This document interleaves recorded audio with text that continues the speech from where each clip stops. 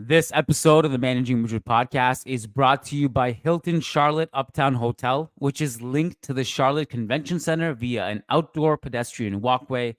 Discover motoring history at the NASCAR Hall of Fame 3 blocks away and take in big events at Bank of America Stadium, Trust Field, and Spectrum Center, all under a mile from the door. Perks include free access to the connected YMCA. Listeners, when you're in Charlotte, for Real Madrid's preseason tour this summer, make sure to book your stay at Hilton Charlotte Uptown Hotel. This episode is also brought to you by the Managing Madrid podcast World Tour. We finished Mumbai last weekend. Siddharth Ramsundar held it down with an amazing podcast. I'm very jealous I wasn't there. Coming up, July 29th in Chicago, come see Sid and I. And also August 4th in New York. We would love to see you, giving away some signed stuff from the Real Madrid players. It is going to be an absolute hell of a time. Meet other Madridistas, meet us. We look forward to seeing you there. To book your spot, go to the show notes and reserve your spot. How often do you see us? Have you ever seen us? How often will you actually have the ability to be in a room full of like-minded Madridistas who care about the game, who care about the team, and who are deeply passionate about it? We would love to meet you. Come out.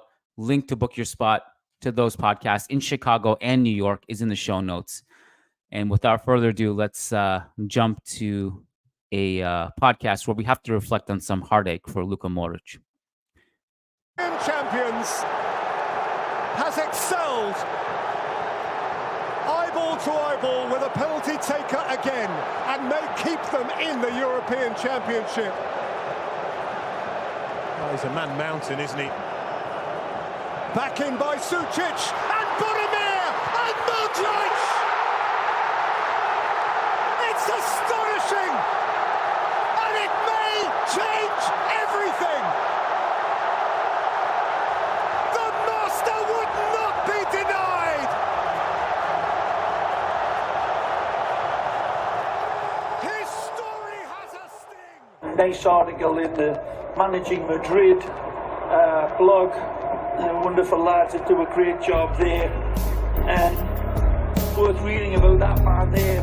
Karim Benzema needs to rest, and the numbers reveal why. Times ended up almost looking like a 6-3-1. Some very good writing about that on the Managing Madrid website. First rate podcast as well. Of course, Fede Valverde was a huge part of the equation.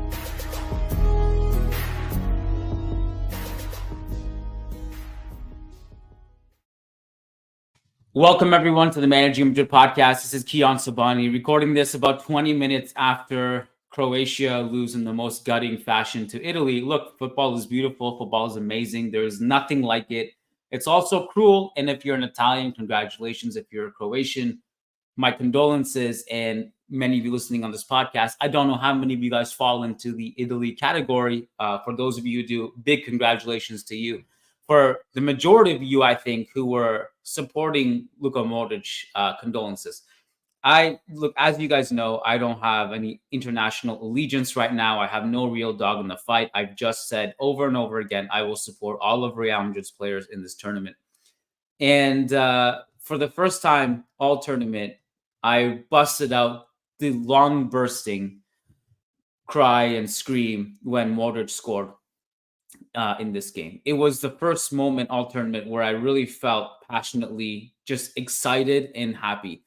The other one was Arda Güler, where I definitely got out of my seat and I yelled, but this one was a different kind of yell because there was so much at stake for him, particularly after missing that penalty. I was just so over the moon. I'm so disappointed what ensued from Croatia as a whole to let Italy grow into the game as much as they did. And look, it's only natural when you go ahead and the season is on the line and you have to basically defend with everything you have left, every ounce of energy you have left. You're going to let the opponent grow into the game and try to lock things up and punish them in transition. That's natural. You let the opponent kind of naturally grow into the game. And that's what happened. Where I was really disappointed with Croatia is how poorly they defended. I'm looking at one player in particular.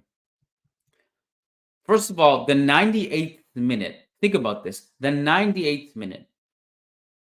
The way Italy scored. It's one thing to concede a goal where you're just in a defensive shell. You have everyone back there fighting for their lives, and you concede a bullshit goal from a scramble or it's a golazo from 40 yards. Okay, you couldn't have done any better.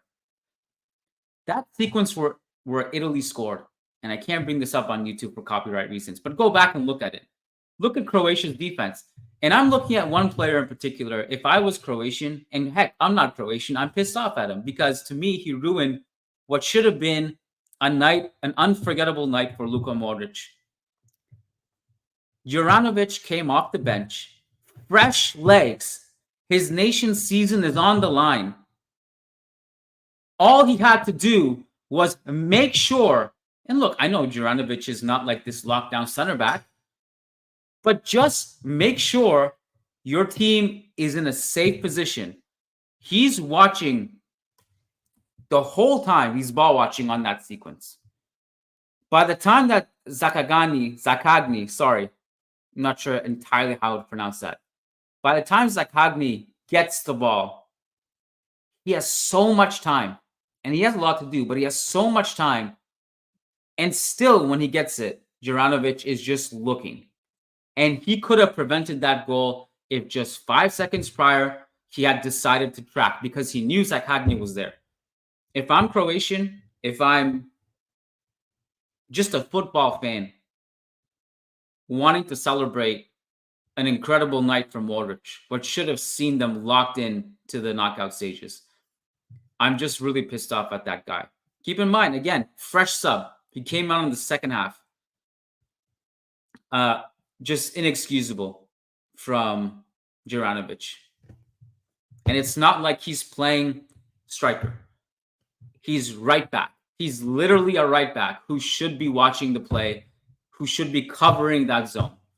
And I don't know if it was just him thinking, oh, we're probably through, like we've gotten this far. There's no way we're going to throw it now. It was absolutely inexcusable from Juranovic.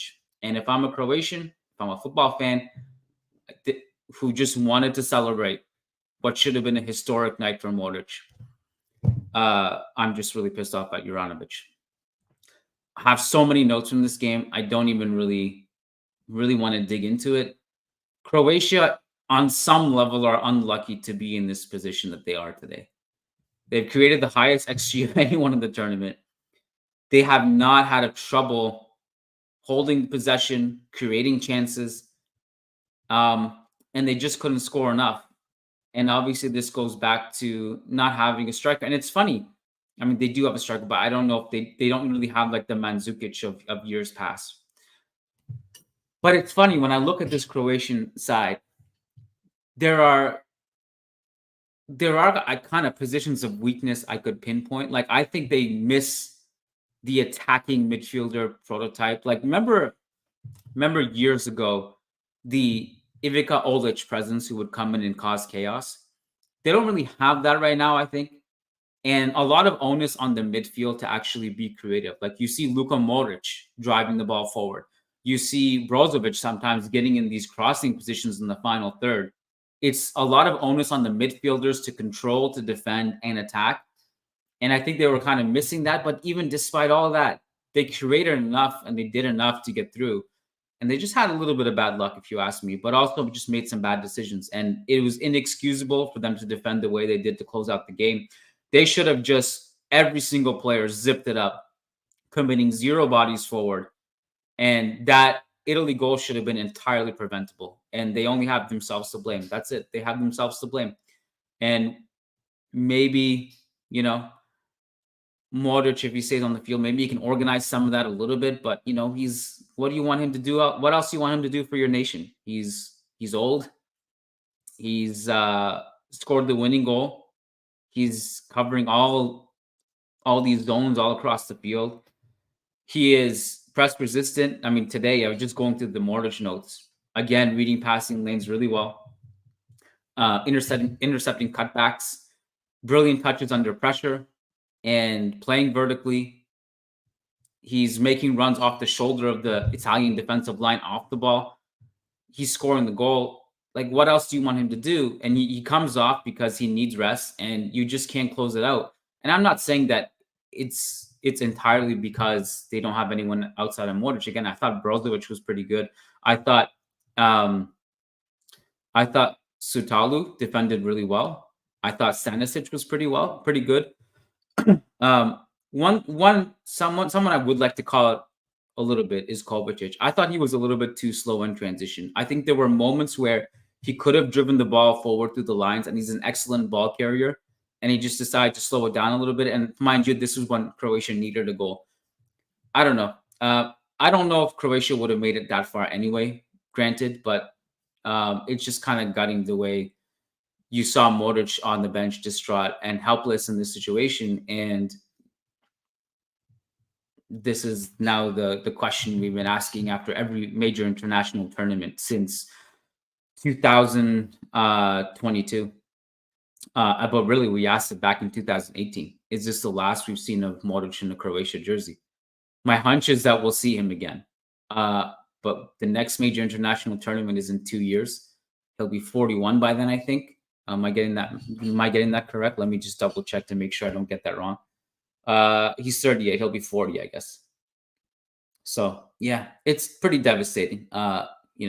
Unless you're an Italian fan, in which case, congratulations. It was an unforgettable night for you. Yeah, pretty gutting. I'm looking at you, Juranovic. You have some serious explaining and apologizing to do. I'm going to switch gears for a sec. So I wanted to talk about Joselu because obviously a big topic was Joselu going to the Middle East and getting one last fat paycheck. I'm super happy for him. I think Joselu is someone we have to be eternally grateful for. Real Madrid has always needed players like him. And if you go back like every single summer, basically through the entire Benzema era, I said this every single summer, that you need a veteran striker who doesn't care about playing time. I singled out Dzeko quite often. I can't remember exactly who else I brought up, but I always thought like the veteran striker who is at the tail end of his career, who may not care so much about playing time and just wants to be part of something great. And in Joselu's case, he was ready to be a part of the greater good. And I think we have to be eternally grateful for that and just be happy for him to get his payday. And also, just to reiterate, you always need players like him. And especially with Real Madrid in particular, it's a club that generally always has a superstar striker or at least a superstar attacker.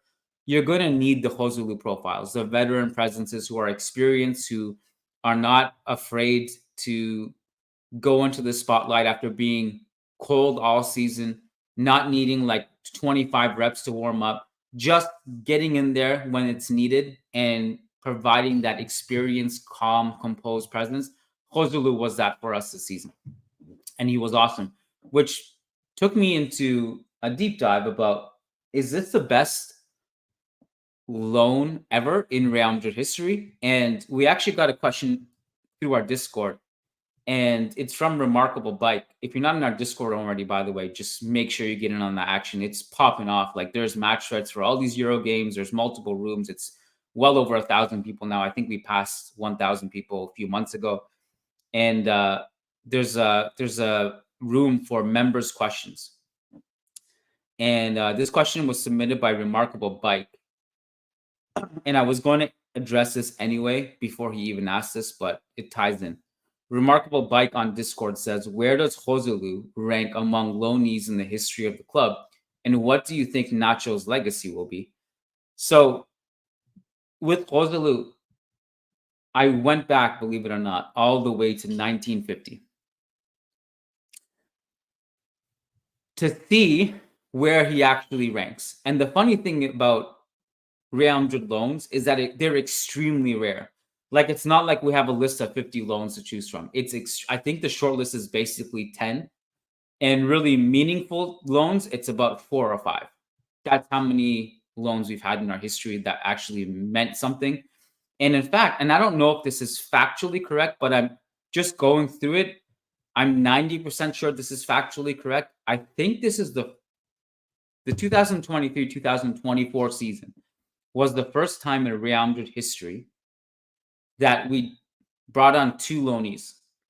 Again, I'm not 100% sure that's true, but just going through it today, I'm pretty sure this was the only season that I saw that had 2 loans, Kepa and Joselu.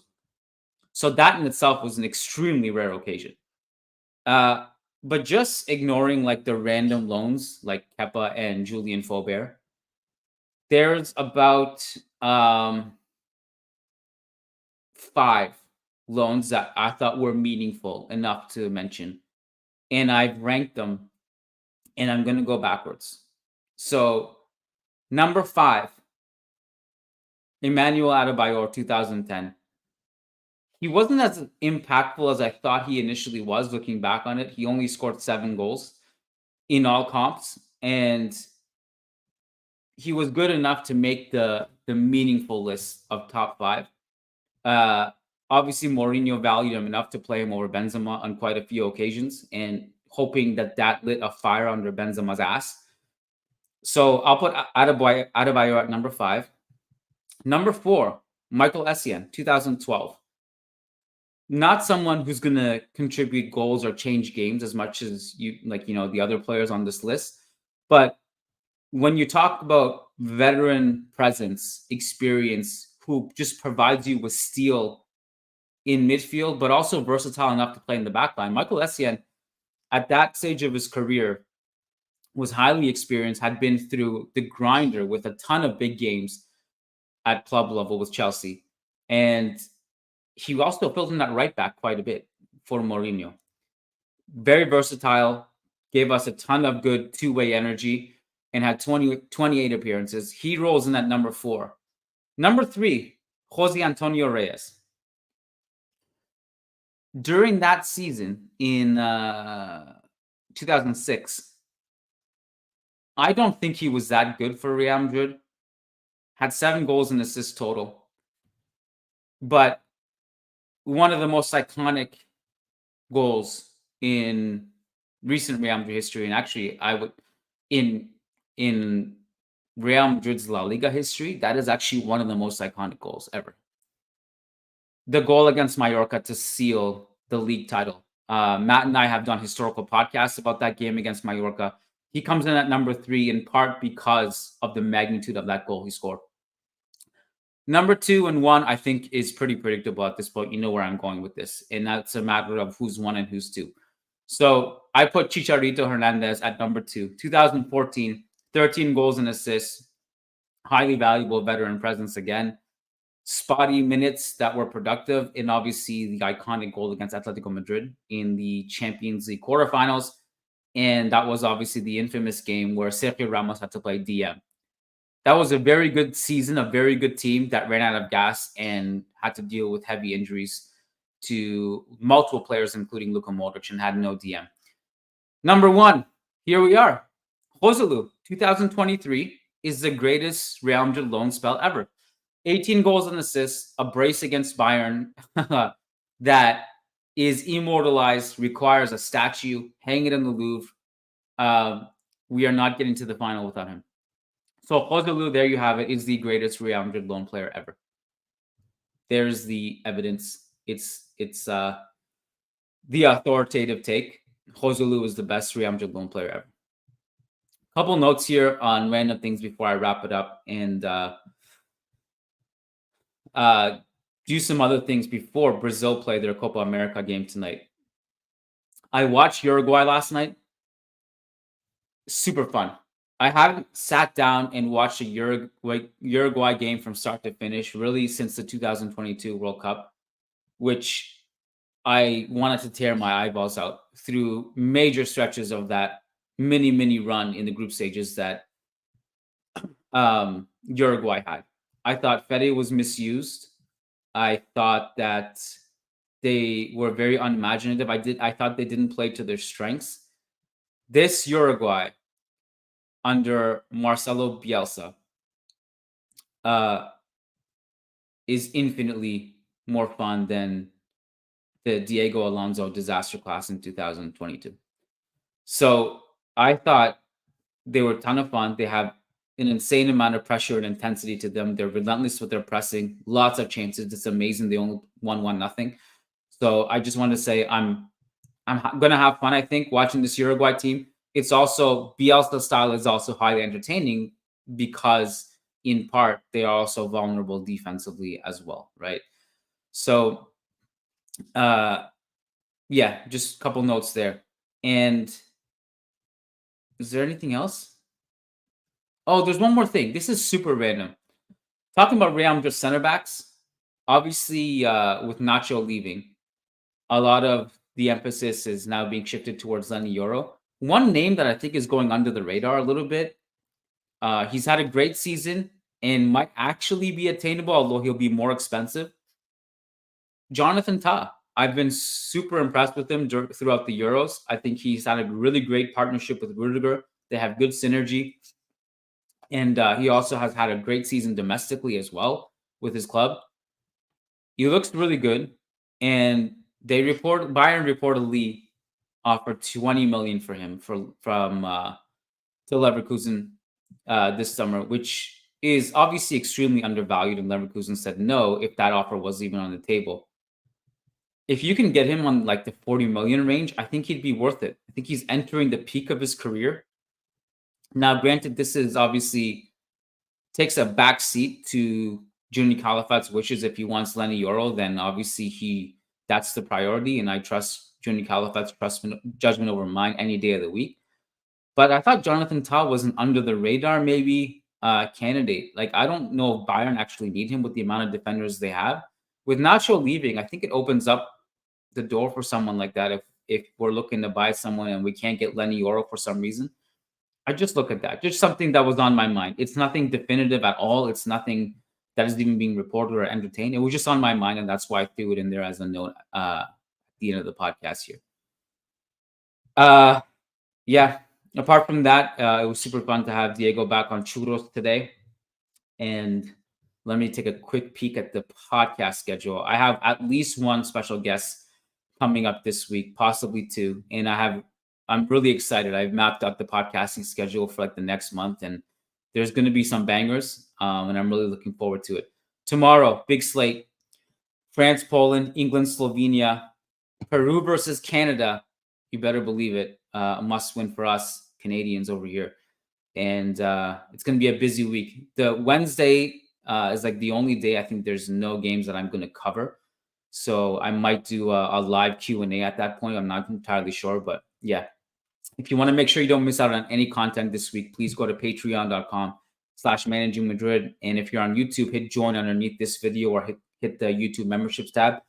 And I'm going to go recover my voice, which basically is gone after celebrating Modric's goal, which is now gone to vain. It's all been in vain. Unless some kind of miracle happens, and I know that actually it's mathematically possible for Croatia to qualify as the third seed, but it's highly unlikely. And I'm not going to count on it.